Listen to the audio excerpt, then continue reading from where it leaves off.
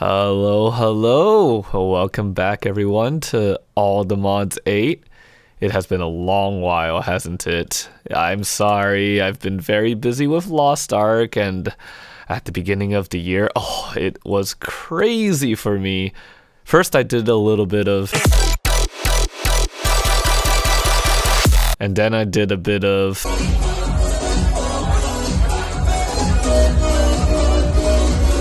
But not only that, I also did some.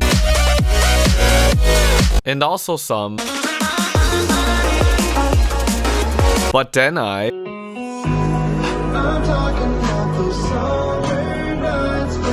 and you won't believe it, but I also...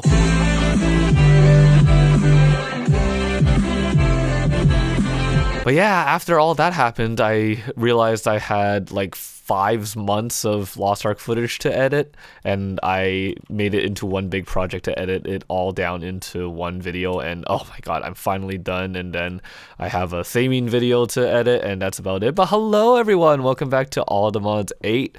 I'm considering rebranding. I don't know how Amyte plays All the Mods 8 goes, because like, who the hell am I, right? But what if I said a noob plays All the Mods 8? Because it is true, I am a complete noob in modded Minecraft for the most part. Do you think that's going to attract more viewers? I'm not sure. Also, speaking of which, All the Mods 9 came out like maybe 6 months ago, and I was considering upgrading to it. But the thing is, I don't want to say goodbye to this world. I already spent a good amount of time here. I played a bit of All the Mods 9 when it first came out, but not a lot of mods got updated to 1.20, so they weren't part of the pack. But 6 months later, they all upgraded, so now every mod that I wanted in All the Mods 9 is now there.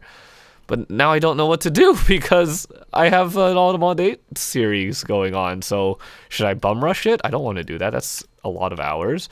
Or should I try to upgrade? And if somebody knows if there is a way I can upgrade from All the Mods 8 to All the Mods 9, you know, without losing the world, that would be great. Let me show you around the place. I did some redecorating. I started decompressing by playing more All the Mods 8, so I did a bunch of work around the base. Now we have this nice wood floor on the base, and I made a little room outside that you can see. And then what else? I added a couple of things here. Not much really has changed. I basically wanted to save a lot of the progression on a video, and I didn't really want to start recording until I was done editing that big video. But I did a little bit of terraforming around the place just to pretty it up. So now there's a nice giant waterfall that connects all of the pools into this giant basin, and then right now I have it just sort of flowing into everywhere at the moment. Not really sure where that's gonna go. I terraformed a little bit of this place. This is actually hollow, if you see here. But yeah, so much has happened between the last episode and now. There has been so many updates. We are now on All the Mods 8 version 1.1. I think it's the final one because All the Mods 9 has been out for a while, and I'm pretty sure people are focusing on that instead. Like I said, I don't know what to do, but because I updated, a lot of quests just randomly reset or just started giving me rewards. So I thought, let's accept all of them on camera and see what we get. So let's have a look. Inferior Max Flower Pouch, Reinforced Alloy, a Power Manual. Oh, those are from, okay, those are all tutorials. A wrench, ooh, patterns, okay. Let's see here, lots of stuff on the floor. Not really sure what is what. We have a new wrench from Powa. Let's go add it to our Morpho tool. All right, let's pick up the rest here. So while decorating, I have decided this is going to be the main base. So I decided to move the tree farm over here now. So it's just running from here. I also built this building as a small little project to house all the silent gear grading stuff. So over here is where all the bananas are being farmed, all the wood is being imported here, and then I made some emerald furnaces to cook up the wood for power, so that it can power an auto crafter and just be another source of energy for my power network. And then over here is going to be where I'm going to put all the ingredients to create the glittery dust. And over here I also moved all of the hopper botany pots with the chorus fruit over here, And right now I kind of have this on a switch so that I don't need to run this all the damn time. So yeah, let me show you the old place then in that case, because I do want to do some work there right away. So let's head back. Last episode though, oh wait, 1 second. I just wanted to also show you, I still am wearing armor, but I found out that there's this button here that you can change if to show if you're wearing it or not. And I would rather show my skin off, so we're gonna keep it to that. But yeah, since I made the chunk destroyer, kind of makes this flint converter obsolete. And I want to do something that involves my viewers. I'm thinking I kind of want to make like a conservational area, like a big fenced area for a whole bunch of animals, and kind of like a zoo almost, but more open format. And maybe I'll just, name an animal for any particular viewers that wants to be a part of this world. So if you like that idea, let me know if you want to be a part of it, and we'll get started on that eventually. But yeah, since we have the chunk destroyer now, I really don't see a point in this. But yeah, since we're not too far away, I'd rather just keep this building and the obsidian gumball machine here, but then everything else we'll try and move it closer to the other base. And of course, we got to keep the melon tree, of course. Dang it, I said of course twice. I am so not used to doing live commentary. It's been a while. I did a small upgrade to this melon power thing. I actually upgraded to an ultimate energy cube. So now I can house 102 million FE, I believe that's what the unit stands for. So that way we have a large buffer for any projects that involve power, in which we are going to start on those soon. Last thing I want to do, just to catch up everyone, because I was playing a lot on my own time just to get back into the swing of things and get into the somewhat routine of Automods 8, more like getting used to controls and stuff. But over here, I made a little factory. This is just a simple ore doubling factory at the moment because I don't have anything better. I could get to 2.2 times per ore, but I don't have the material needed for the injection factory. I think it's like you need hydrogen chloride or something like that. But let's also upgrade the energy cube here. And how do we do this? We need alloys, energy tablets. I think I have some in here. No. Oh. Or is it here? Ah, yes. I know what I'm doing. Hold on. All we got to do is just dump this in, and then we have our second energy cube, and I think I've made it face this way, right? So yeah, so now we have a lot of energy to work with, a bigger buffer, so that we have our production just actually working instead of just sitting there. For those that don't know too much about Mechanism or modded Minecraft, I could explain this entire setup, but all you basically need to know is that this is a raw ore doubling system. I really want to know what my audience is like. Are you guys familiar with modded Minecraft? Are you not? If there's more people that aren't, I'll, try to explain more. But if there's more people that, are familiar with it, I'd rather just be like, oh, this is what I did, and then move on. But that's why I was like thinking about rebranding to a new place, so that way I don't have to explain everything that as I go along, because I'm probably not the best YouTuber to do that. All right, so our first big project of this world is a mob farm. I'm very excited. I already made a little bit of an area for this, so that was basically how we get to this place. And just to show you relatively where we are in the mountain, it's roughly about here. So I'll probably work on clearing out this area and make a proper entrance and stuff. Since the beginning of the series, I've been holding on to all these mob swab DNAs and spawners and stuff like that, and I finally will get to use it. And we actually get to start resource farming, which is going to be important for all these sorts of projects coming up. What I really like about modded Minecraft is that when everything sort of falls together after you put in a bunch of work in. It's my favorite part. You get to see everything work together, and So I did set up this area a little bit, but we're not ready to start right away because the first thing we need to do is actually make the stuff for the mob farm. So we're going to head back, and we actually have to do a little bit of refined storage. I feel so slow. What jetpack am I using? Oh my God, I'm using a silver jetpack? So, we need a construction core. We need a destruction core. And then we will get a grid. Perfect. Okay, and then with this grid, we will create a pattern grid. Now we have the crafting monitor. Finally, the most important part is the crafter. In order to make this mob system, I want to make this using mob grinding utilities mod. And this is the mod that was letting me swap DNA and stuff like that. They have a item called the Mob Masher, which this is a really crazy recipe because it takes iron swords and it also takes iron spikes. So there's going to be a lot of iron cost in that. That's why I had to grab some stuff from my chunk destroyer. But on top of that, we also have to make fans. We have to make upgrades for fans. And then we also have to make upgrades for the mob matches as well.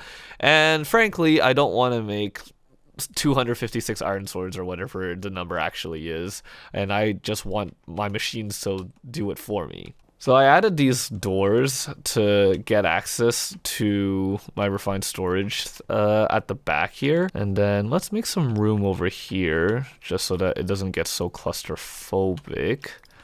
And then we create that. An iron crafter is a crafter that can improve the processing speed. Actually, I kind of want that. Craft this. Can we upgrade an iron crafter further? Oh, we can. Okay, is this even necessary? I don't feel like it is. So now that that's been taken care of, the next thing we have to do is create more patterns. So we'll come back here and we are going to create some iron spikes. Let's make a pattern for that. So we just have to put that in the crafter and it will recognize that. We want to make 9 mob mashers. I plan to make a very big mob farm, like small and condensed, so that it needs to kill things really, really strong and quick. So in order to make 9 mob mashers, we need 9 times 2, 18 spikes. Can I do that? I can. Okay.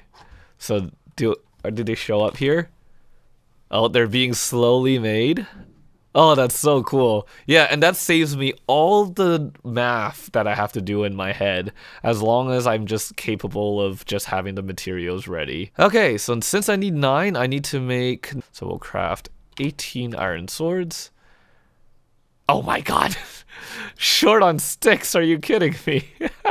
Slowly watch the number go up. That is really cool, by the way. I'm really happy about that one. It is crafting rather slow. Is there a way I can like make this faster? I know you can make like speed upgrades. Yeah, let's see if we can make them now. So we have an upgrade here. We need more quartz iron. Yeah, there we go. Oh, it does. You can just put it directly into the crafter. Okay. All right, but we can go back to making the mob mashers now. So we have enough for 1, 2, 3. Uh-oh. I am out of iron yet again. Okay, I stopped by the factory again. So now, surely, we have enough for our 9 mob mashers. I got a lot more stuff to craft and get set up, and I think I'm already running way past how long I want to be in this episode. So I'm just gonna make the rest of everything that I need, and then we'll get started building the mob spawner. All right. So I spent the entire day preparing for this, so I definitely cannot finish this today because I have to go to bed. But I do have pretty much almost everything prepared for this project. This is our center, right? So we're gonna build a 3 tall, I think.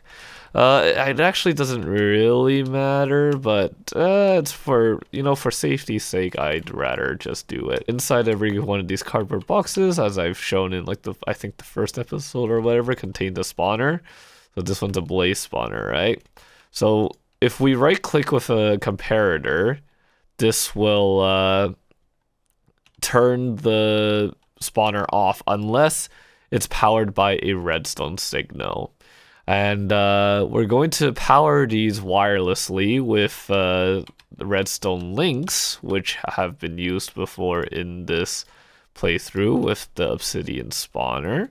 So we just have to apply one right here. Whenever we want this mob spawner room to start, spawning mobs, we just flip a lever and then it will start doing that. Once they start though, we need to put them into a killing chamber. So I think I'll pick this corner to be this place where I have everything, which means everything else needs to lead into here. So this is what those entity conveyors are. We're going to just have the end result be that it all leads to here, essentially. Once I've laid out all these conveyors, the mobs will spawn anywhere in this chamber, fall down, and be carried away by the conveyors into this chamber right here.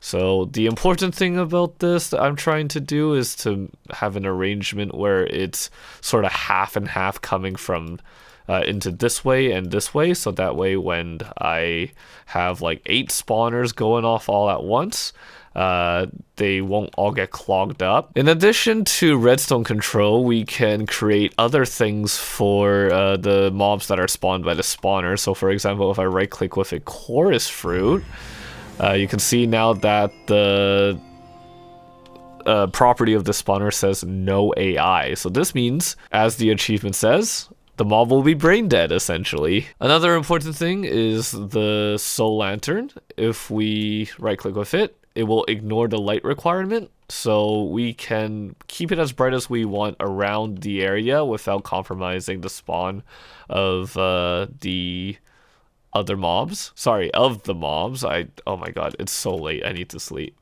So prismarine crystals, what this will do is increase the activation range. So now it says 24.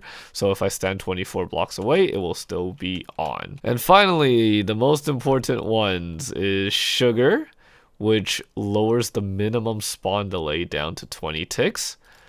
And clocks, which also lower the spawn delay, except it's the max spawn delay. And you need 72 clocks in order to get it down to the bare minimum. So, oh no, I did the math wrong. It's not 72. It's 78. Oh no, I have to make more clocks. No. Then, there we go. There are other items that I need to modify spawners, but I don't have them at the moment, so we'll do that later. So now the important thing essentially is just to one by one put all of these spawners in, and then we'll get all set up. So this is an interesting one. This is a cave spider spawner, and it has a little bit different attributes than a normal spawner. As you can see, it's a spawn count of 2, max entities of 10. So, but the spawn delays are a bit different, so that's cool. However, I don't like the spawn range of 7 because that's beyond the borders of what I intend to. So in order to fix this, I need a piece of nether quartz. Basically what this will do is reverse the effect of an item. And with a blaze rod, what I can do is lower the spawn range back down to 4. An item that I don't have a lot of are fermented spider eyes, but if we right click it, it increases the spawn count. So you can see, yeah, there we go. Now we get into the interesting part here. So these are the 3 spawners that contain mobs that I want. If I take this off, you can see that this is actually a skeleton spawner. I don't want skeletons specifically, but if I right click with a spawn egg, I can just change the mob that's inside. Now this isn't a, apotheosis thing. This is a normal vanilla feature. It's a little thing that I don't know if a lot of people knew, but Yeah, I always thought that was cool because if you ever cheated in a spawner, it always defaults to a pig spawner. And as I think I was a teenager back then, I was like, how the heck do I change the spawner? And I had to figure it out myself. And when I did the first time, it was pretty cool. But yeah, I actually didn't know too much about the cave spider spawners being a bit different. But now here's a different problem. I have a spawner in here that is a mob that I don't want, but I want a zombie piglin now. But I don't have a zombie piglin egg. Instead, I have a zombie piglin mob swab. So what do I do with this? So this is where the singularity or XP drain tank comes in. So I need to take away some XP here so that I can get a bucket of fluid XP. And what I need to do with this is I need to combine this with a seed, and then the mob swab itself, which seems to have disappeared. Where'd it go? Oh, it's here. Let's just put some blocks away. So yes, if I combine the fluid XP with a seed and then the DNA, I get a chicken feed. Now, I need to go find a chicken to feed this to, and luckily enough, I know that at home, I have a chicken spawner. One of the first things I ever did was make a chicken egg so that I can just spawn chickens whenever I want. So we just right click with this, and then we get a zombie piglin egg. And this is super useful too because I need the feathers. So win-win here. And then we basically just do the same thing again. So I'm gonna go get all these spawners set up and I'll be right back. Alright, so everything's set up. Take a look at this, huh? I had to add one extra spawner. I forgot to add witches to this system. And that kind of concerns me now because I have no idea if this is too much or not. But for the time being, I do need witches for their redstone and glowstone. So we'll just see how it goes. I don't think I need the Vindicators that badly, but I don't know how many emeralds you need for the Automod Star, or if you need any at all. With the number of mobs that are going to be spawned in this system, I definitely think I need to use all the sides of the backpack, all 6. I might just should I do a fluid tank in here? It's kind of hard. You know what, for now let's just do 5 parts or 5 sides, and first things first is I'll put everything into an armory cabinet. So this is basically if a mob spawns with armor, I want it to go immediately in here and mass store them. And I'm just going to void them into the trash can because I just cannot be bothered. And then we'll have it all pipe into the functional store. The functional controller. The storage controller. And I guess this will do for now, but then we also need the front side. So maybe I'll just attach it like so. We are gonna put the master control maybe right here. And we'll make the signal a rotten flesh.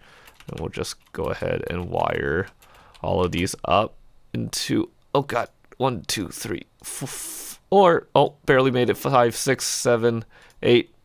No! Okay. And then we have to right click everything so that they become receivers. So shift right click, shift right click, shift right click. Oh my god, this jetpack.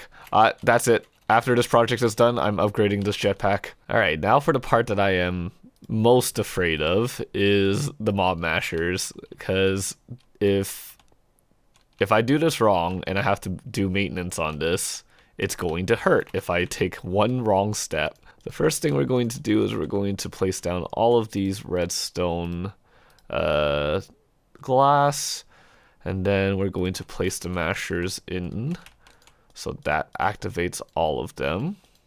Oh, I don't want it like that though. Okay. I really need like a platform to stand on. Okay, they're not that bad at the beginning, but I'm about to put sharpness 10 on all of this, so I need to be careful. So now all I'm doing is just placing the upgrades into the masher, and I'm hoping that with 9 of these running, it can kill the mobs super quick. Uh-oh, let me reach Okay. Because we need to get rid of the mobs as fast as possible and pick up the loot as fast as possible as well. And that way we don't cause a pile up or a backup in the system. All right, so I think pretty much everything is ready to go. I am very nervous because this is about to create a lot of lag. But I am very interested to see how this is gonna go. So, are we ready? Oh, okay. That's not as bad as I thought it was gonna be. Although, why am I picking stuff up myself? Oh, okay, because I had my magnet on. So, okay, let's stop this for a little bit. It's not as bad as I thought, but I feel like I'm not seeing some certain mobs here. Oh no, never mind, I see the witches now. I see the Vindicators. Okay, I thought this was gonna be a lot worse, but I didn't upgrade the number of spawns per spawner to the max, so this looks manageable. Let's turn this off. It looks like things are dying really well. I'm gonna let this run just to sort of see if there's mobs that I'm missing or not. I don't know if I'm seeing those slimes, so that's a bit of a problem here. Yeah, it's looking like it's fine, but I just don't understand why no slimes are spawning. Is it because I don't, maybe it's because it's a specific condition that allows them to spawn. And if I have to do that, that means if I want those slimes to spawn, I might have to give up my dragon egg for it, in which I have no idea where it is. Did I leave it at home? Oh, I did. Yeah, so this is the problem. It's... oh, I would have to make this in order to make more eggs. But is it worth it? Like, we can remake it, right? So, I'm not too worried. Plus, we could get that out of a loop fabricator. So you know what? Screw it. Let's make one of the spawners just be really, really good. Just simply because I want a spawner that's dedicated to spawning maybe guardians or slimes, one of the others. And I want everything centralized in this room, so fuck it. Let's see if this becomes a problem later. So there we go. The slime now ignores conditions. So now if I get me out of here. Ah!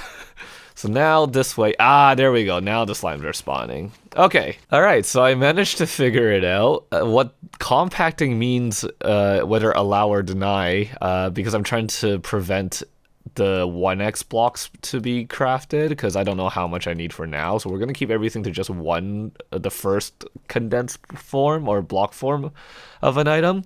But basically what this is telling you is that what you are allowing to compress instead of what item you're trying to make. So instead of putting blocks in, I had to put in the items that I wanted to be compacted into. And I think I got everything now. Oh, forgot the blaze rods. And let's also compress these into skulls, I'll say. Oh, interesting. Do they not consider these as... oh, wow. They don't consider this as compacting. I mean, I understand why, but that's also just kind of silly. Oh, here's a thing we can try. I have a compacting drawer in my backpack. Let's see if I can... oh, it won't. Okay, so it just doesn't recognize it as a... huh, okay. Now that that is settled, I want to take whatever items I want to be mass stored out of this backpack and into this drawer. You know what's funny? I just found out fine silk cloth counts as a compacting thing. So the rules of what's being compacted or not are just absolutely not clear, but whatever. I think so far this is everything that I have set from all the mobs so far. Let's just give this a go. So all we got to do is just add an extraction and items will just start disappearing. Why is nothing happening? Hold on, let me just go ahead and set every point to extract. So now, oh, there we go. Oh, okay, there we go. Now we're losing stuff. It's just going at a very slow rate. That is absolutely unacceptable. We're going to upgrade this to 5 stacks a tick. I bet you anything by the time I finish putting these, the thing will be empty. Yeah, it's just done. You know what? For now, we'll just leave it at that. And the fact that I didn't use everything yet makes me question. Maybe I can move some stuff over instead. All right, I managed to fit everything into a nice 3x3, but then I'm gonna still keep these drawers because I plan to expand on the farm a little bit. So it will be a little bit of a fail-safe, but pretty much everything is all set up. Anything that's not in these drawers are gonna stay in this backpack, and because of my void upgrades, they'll just go away through overflow. I don't know why I got 2, so I might just extend these stack upgrades into something more. Actually, I think that's a good idea, because then I can get 2048 of anything, and I don't really think I need to use the void upgrade for anything. Okay, so you know what, let's just move all of this down then. But yeah, this also has a tank upgrade because of XP fluid, and so far after running it for like 10 seconds or 30 seconds, there's 60 levels in here. All right, I got the stack upgrade. I really need to make a return bubble column or something, because I could just keep slash homing to get back to the top, and that's not something I want to do. So yeah, we'll just do one more, so now everything will go up to 2048. So if I do need one of the ones that, one of the items that I don't have in the storage room, at least I'll have over 2,000 of it, and I think that's a healthy amount in case anything happens. But yeah, let's turn this on again and let's see this in action just from looking inside the backpack. And you can just look and see, holy crap, everything's just getting compressed and organized, and they're not coming out into the system because I turned this pipe off. But yeah, so this is the rate the XP is being pumped into. It's actually pretty decently fast. Of course, I do want it to get faster, and I want to spawn more enemies. Now that I see they're basically getting one shot, that's going to be a good thing. I don't like how these slimes are getting stuck though, so I wonder if there's a way to remedy that, because I think they're getting stuck against the glass, it looks like. Oh no, they're getting stuck against the pipe. Yeah, that's a problem. The small slimes that are smaller than 1 block are getting... Well, I mean, they'll eventually jump into it, but I don't like that. I wonder if there's a solution. I know there's... Hold on, let me try something here. Let's say, yeah, let's get a iron nugget, and I guess we'll get a piece of glass as well. Can that not be a thing? Oh, okay, I guess you can't use glass as a cover, but yeah, you have these things which might be able to cover up a cable, so let's see if this works. And again, let's not... Ah! Yeah, so those are really strong. Can these cover up on a cable? No, unfortunately not. Okay, so I guess that's just something I'll have to deal with then. We are almost done now. I am looking around this cave, and besides the entrance, there's only this one little other open-ended room here.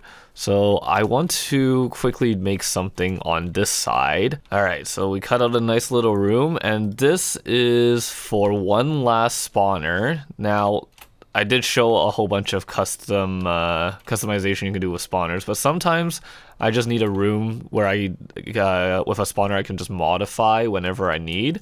So this is going to be a shulker spawner, and this is just going to be here so that I can farm the occasional shulker shell, and I'm just going to do this manually. I did turn off their AI, but I'm not really sure how it works if I spawn them into this thing, so I'd rather just play it safe. Sort of just do this manually. You can see, you know, it's not that bad, and I get everything at the end here. So this will be how I'm going to farm the shulker shells that I need for silent gear. And I don't feel like I need a lot, so this is why I just make a manual room and call it a day. Alright, so I think that's gonna be it for this episode. I'm very happy that I finally got this up and running because this will allow me to get a whole bunch of resources that I need for other projects, like the glowstone, the gunpowder. Those are two very important items. The gold is nice as well, but the emeralds are also where it's at. Now, this isn't the first time I've built this, nor is this my original design. Most of the ideas I got from this build came from Alfred GG's videos on Automods 8 and Automods 9. I just did a couple things a little bit different, but it's not that far off from his design. As I've mentioned before, the mods that I'm really familiar with are Apotheosis and Silent Gear. I hope you enjoyed watching this video, and I'm really excited to get back into Automods 8, and I hope I don't take too long to do it. I know it's a very big mod pack, but I'm excited. I'm going to take my time still, but I am going to try and focus on it a little bit more. So again, I hope you enjoyed watching, and I'll see you all next time, alright? Take care. Bye-bye.